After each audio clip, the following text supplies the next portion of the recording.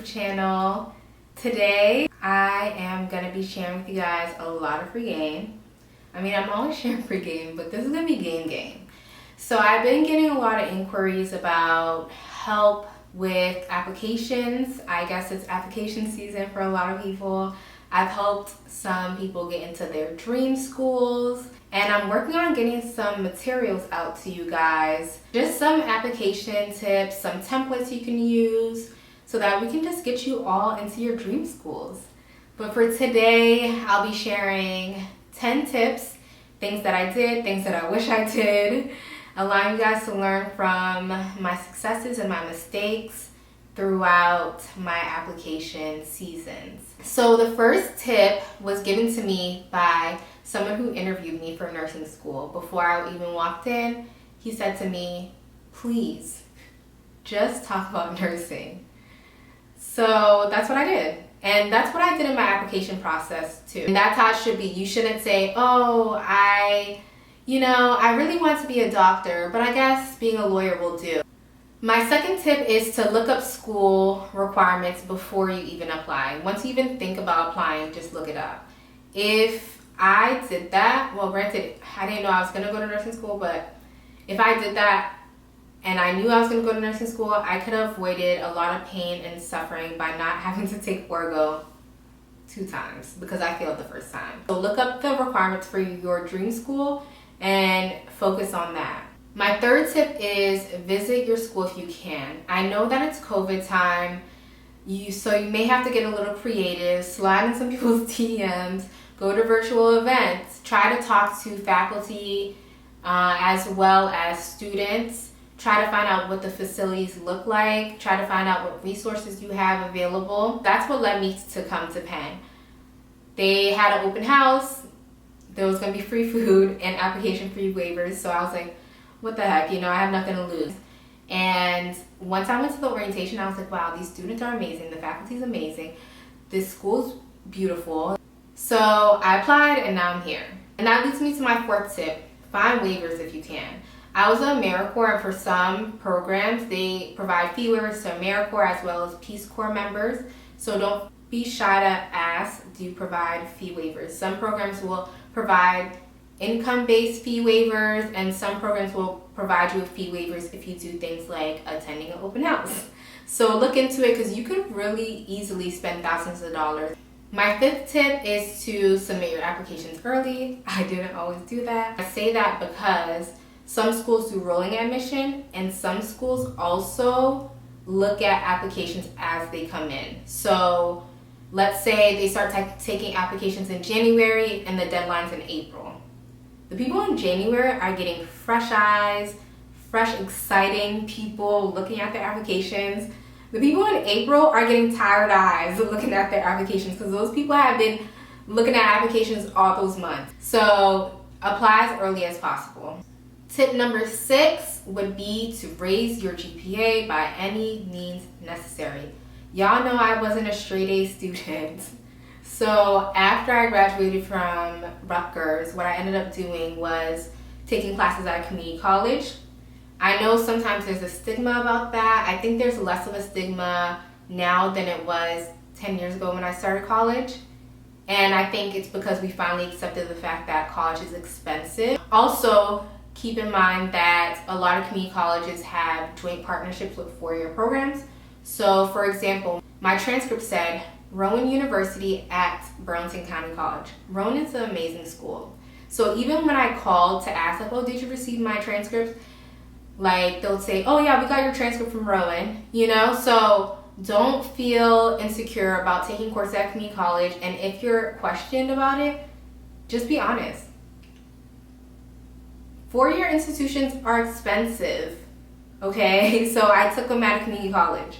My next tip is to do some community service.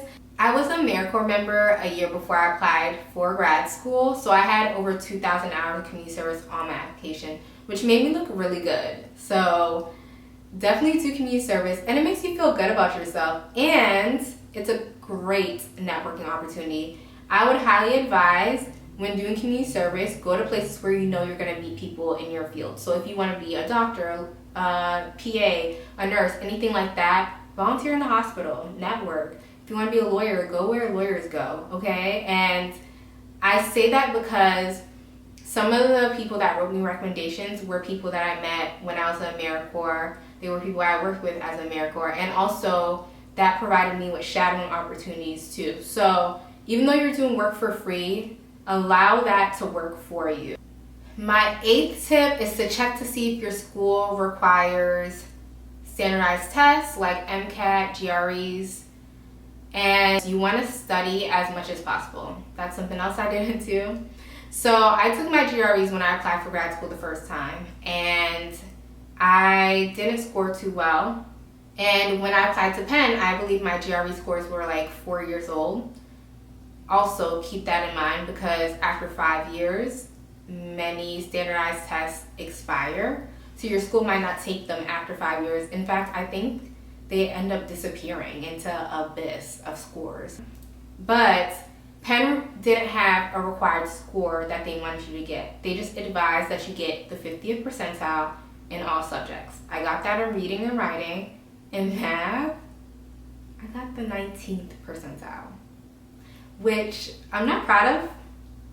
However, I am being completely transparent with you guys about my credentials to let you guys know if I did it, you could do it too. But don't be like me.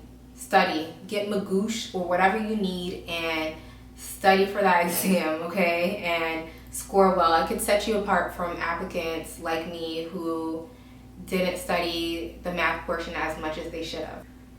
And if you don't score well like I did, be prepared to talk about it. Thankfully, I wasn't asked about it in my interview. However, I did address it in my essay, and that's probably why I wasn't asked about it.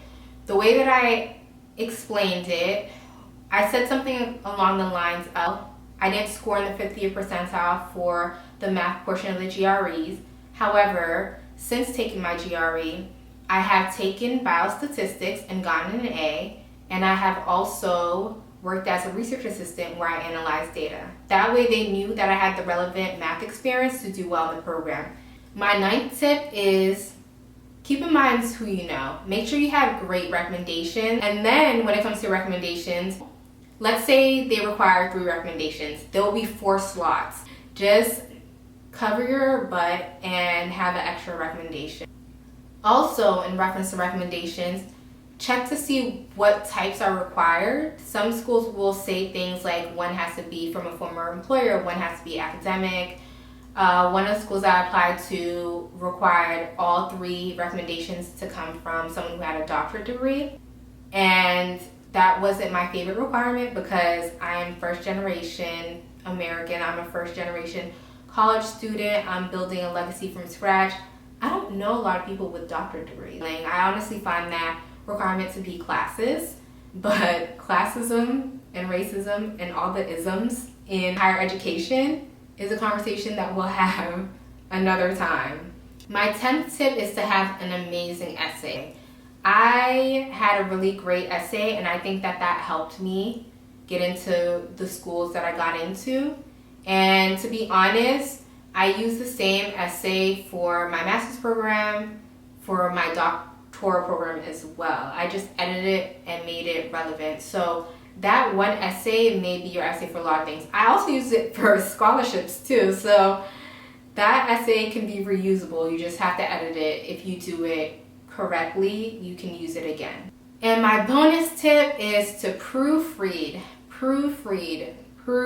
okay? Don't make careless mistakes in your application. I have reviewed people's applications materials for them. The mistakes that I would find sometimes were just very careless, and you don't want that to come across someone's desk because that makes it seem like you don't care. So run your materials through Grammarly, have fresh eyes look at them because sometimes you miss mistakes yourself. So those are the tips that I have for you to help you get into your dream schools. My DMs are open if you would like to talk through any application materials or if you have any questions about application season. Good luck. I know you're gonna make it. Your steps are divinely placed. You wouldn't have made it this far if you couldn't. And if I could do it with my interesting grades, let me tell you, I had A through Z grades, okay? I wasn't a straight A student. I was a A through Z student, and I scored the 19th percentile in my GREs. Yet I'm here providing you guys with advice on how to get to where you want to be even when you don't do as well as you would like. I'm super excited about all the things that I have in store for you guys, both on and off YouTube. So keep an eye out for my next video, and don't forget to subscribe.